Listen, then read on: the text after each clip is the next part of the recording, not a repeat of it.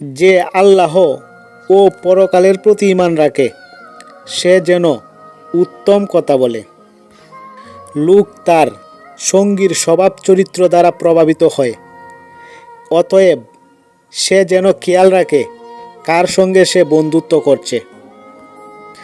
যে মানুষের কৃতজ্ঞতা প্রকাশ করে না সে আল্লাহরও কৃতজ্ঞ হয় না।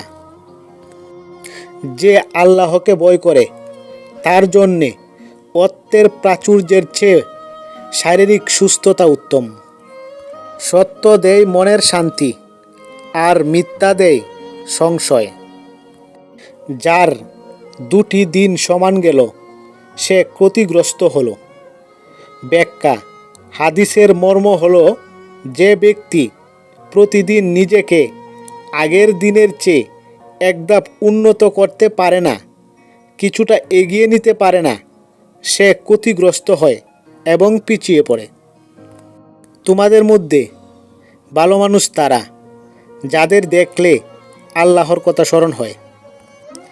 যে আল্লাহ ও পরকালের প্রতি ঈমান রাখে সে যেন নিজের মেহমানকে সম্মান যত্ন করে।